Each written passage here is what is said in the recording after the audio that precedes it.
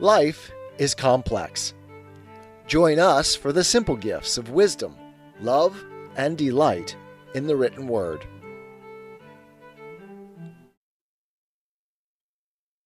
The Federalist Papers, Federalist number 36, Concerning the General Power of Taxation, Continued, by Alexander Hamilton.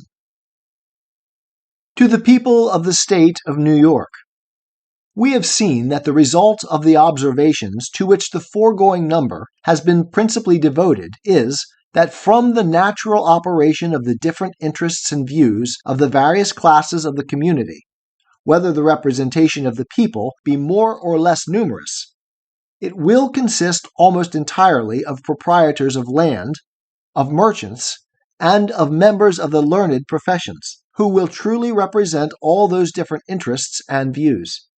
If it should be objected that we have seen other descriptions of men in the local legislatures, I answer that it is admitted there are exceptions to the rule, but not in sufficient number to influence the general complexion or character of the government.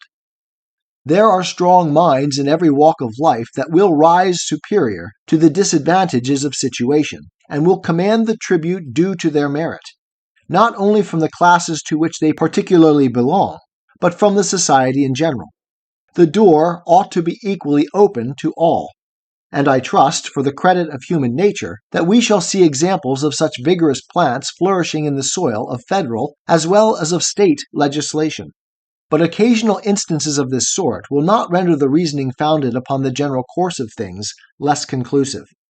The subject might be placed in several other lights that would all lead to the same result, and in particular it might be asked, what greater affinity or relation of interest can be conceived between the carpenter and the blacksmith and the linen manufacturer or stocking weaver than between the merchant and either of them? It is notorious that there are often as great rivalships between different branches of the mechanic or manufacturing arts as there are between any of the departments of labor and industry, so that, unless the representative body were to be far more numerous than would be consistent with any idea of regularity or wisdom in its deliberations, it is impossible that what seems to be the spirit of the objection we have been considering should ever be realized in practice. But I forbear to dwell any longer on a matter which has hitherto worn too loose a garb to admit even of an accurate inspection of its real shape or tendency.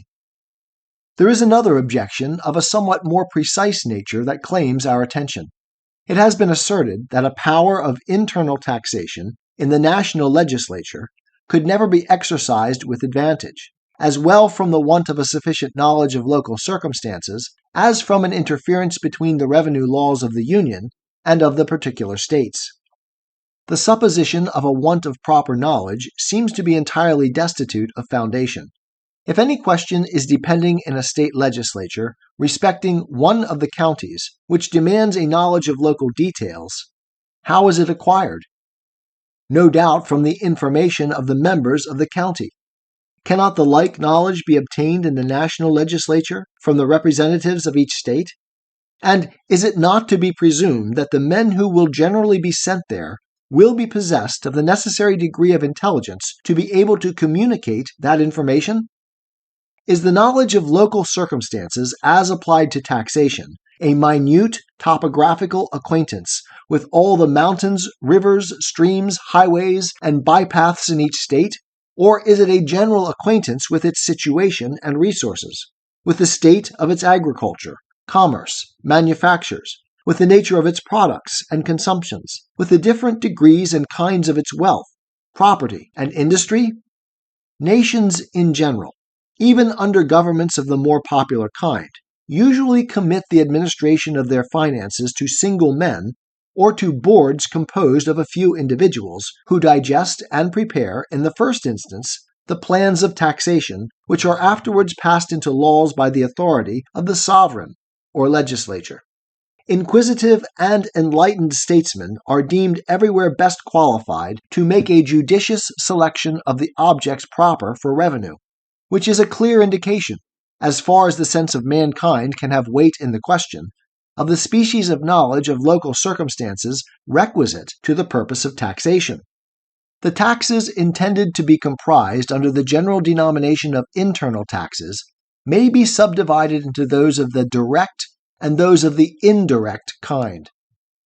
Though the objection be made to both, yet the reasoning upon it seems to be confined to the former branch, and indeed, as to the latter, by which must be understood duties and excises on articles of consumption, one is at a loss to conceive what can be the nature of the difficulties apprehended. The knowledge relating to them must evidently be of a kind that will either be suggested by the nature of the article itself, or can easily be procured from any well-informed man, especially of the mercantile class. The circumstances that may distinguish its situation in one state from its situation in another must be few, simple, and easy to be comprehended. The principal thing to be attended to would be to avoid those articles which had been previously appropriated to the use of a particular state, and there could be no difficulty in ascertaining the revenue system of each. This could always be known from the respective codes of laws, as well as from the information of the members from the several states. The objection, when applied to real property or to houses and lands, appears to have, at first sight, more foundation. But even in this view it will not bear a close examination. Land taxes are commonly laid in one of two modes, either by actual valuations, permanent or periodical, or by occasional assessments, at the discretion or according to the best judgment of certain officers whose duty it is to make them. In either case, the execution of the business, which alone requires the knowledge of local details, must be devolved upon discrete persons in the character of commissioners or assessors, elected by the people or appointed by the government for the purpose.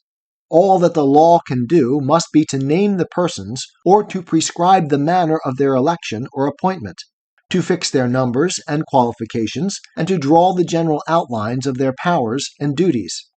And what is there in all this that cannot as well be performed by the national legislature as by a state legislature? The attention of either can only reach to general principles. Local details, as already observed, must be referred to those who are to execute the plan. But there is a simple point of view in which this matter may be placed that must be altogether satisfactory. The national legislature can make use of the system of each state within that state. The method of laying and collecting this species of taxes in each state can, in all its parts, be adopted and employed by the federal government.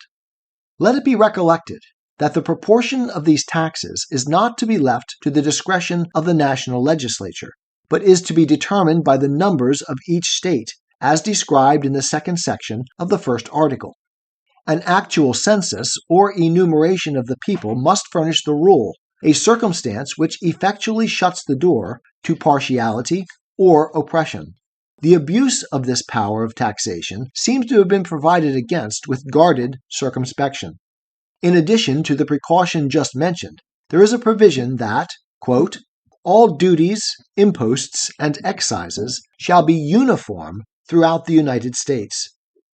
It has been very properly observed by different speakers and writers on the side of the Constitution that if the exercise of the power of internal taxation by the Union should be discovered on experiment to be really inconvenient, the federal government may then forbear the use of it and have recourse to requisitions in its stead. By way of answer to this, it has been triumphantly asked, why not in the first instance omit that ambiguous power and rely upon the latter resource? Two solid answers may be given. The first is that the exercise of that power, if convenient, will be preferable, because it will be more effectual. And it is impossible to prove in theory, or otherwise than by the experiment, that it cannot be advantageously exercised. The contrary, indeed, appears most probable. The second answer is that the existence of such a power in the Constitution will have a strong influence in giving efficacy to requisitions. When the states know that the Union can apply itself without their agency, it will be a powerful motive for exertion on their part. As to the interference of the revenue laws of the Union and of its members, we have already seen that there can be no clashing or repugnancy of authority. The laws cannot, therefore, in a legal sense, interfere with each other, and it is far from impossible to avoid an interference even in the policy of their different systems. An effectual expedient for this purpose will be, mutually, to abstain from those objects which either side may have had first recourse to. As neither can control the other, each will have an obvious and sensible interest in this reciprocal forbearance. And where there is an immediate common interest, we may safely count upon its operation. When the particular debts of the states are done away, and their expenses come to be limited within their natural compass, the possibility, almost, of interference will vanish. A small land tax will answer the purpose of the states, and will be their most simple and most fit resource. Many specters have been raised out of this power of internal taxation to excite the apprehensions of the people. Double sets of revenue officers, a duplication of their burdens by double taxations, and the frightful forms of odious and oppressive poll taxes have been played off with all the ingenious dexterity of political legerdemain. As to the first point, there are two cases in which there can be no room for double sets of officers. One, when the right of imposing the tax is exclusively vested in the Union, which applies to the duties on imports. The other, where the object has not fallen under any state regulation or provision, which may be applicable to a variety of objects. In other cases, the probability is that the United States will either wholly abstain from the objects preoccupied for local purposes, or will make use of the state officers and state regulations for collecting the additional imposition. This will best answer the views of revenue because it will save expense in the collection and will best avoid any occasion of disgust to the state governments and to the people. At all events, here is a practicable expedient for avoiding such an inconvenience, and nothing more can be required than to show that evils predicted do not necessarily result from the plan. As to any argument derived from a supposed system of influence, it is a sufficient answer to say that it ought not to be presumed, but the supposition is susceptible of a far more precise answer. If such a spirit should infest the councils of the Union, the most certain road to the accomplishment of its aim would be to employ the state officers as much as possible, and to attach them to the Union by an accumulation of their emoluments. This would serve to turn the tide of state influence into the channels of the national government, instead of making federal influence flow in an opposite and adverse current. But all suppositions of this kind are invidious, and ought to be banished from the consideration of the great question before the people. They can answer no other end than to cast a mist over the truth. As to the suggestion of double taxation, the answer is plain. The wants of the Union are to be supplied in one way or another. If to be done by the authority of the federal government, it will not be done by that of the state governments. The quantity of taxes to be paid by the community must be the same in either case. With this advantage, if the provision is to be made by the Union that the capital resource of commercial imposts, which is the most convenient branch of revenue, can be prudently improved to a much greater extent under federal than under state regulation, and of course will render it less necessary to recur to more inconvenient methods, and with this further advantage, that as far as there may be any real difficulty in the exercise of the power of internal taxation, it will impose a disposition to greater care in the choice and arrangement of the means, and must naturally tend to make it a fixed point of policy in the national administration to go as far as may be practicable in making the luxury of the rich tributary to the public treasury, in order to diminish the necessity of these impositions, which might create dissatisfaction in the poorer and most numerous classes of the society. Happy it is when the interest which the government has in the preservation of its own power coincides with a proper distribution of the public burdens, and tends to guard the least wealthy part of the community from oppression. As to poll taxes, I without scruple confess my disapprobation of them, and though they have prevailed from an early period in those states which have uniformly been the most tenacious of their rights, I should lament to see them introduced into practice under the national government. But does it follow, because there is a power to lay them, that they will actually be laid? Every state in the Union has power to impose taxes of this kind, and yet in several of them they are unknown in practice. Are the state governments to be stigmatized as tyrannies because they possess this power? If they are not, with what propriety can the like power justify such a charge against the national government, or even be urged as an obstacle to its adoption? As little friendly as I am to the species of imposition, I still feel a thorough conviction that the power of having recourse to it ought to exist in the federal government. There are certain emergencies of nations in which expedients that in the ordinary state of things ought to be forborne become essential to the public weal, and the government, from the possibility of such emergencies, ought ever to have the option of making use of them. The real scarcity of objects in this country, which may be considered as productive sources of revenue, is a reason peculiar to itself for not abridging the discretion of the national councils in this respect. There may exist certain critical and tempestuous conjunctures of the state in which a poll tax may become an inestimable resource. And as I know nothing to exempt this portion of the globe from the common calamities that have befallen other parts of it, I acknowledge my aversion to every project that is calculated to disarm the government of a single weapon, which, in any possible contingency, might be usefully employed for the general defense and security. I have now gone through the examination of those powers proposed to be conferred upon the federal government, which relate more peculiarly to its energy and to its efficiency for answering the great and primary objects of union. There are others, which, though omitted here, will, in order to render the view of the subject more complete, be taken notice of under the next head of our inquiries.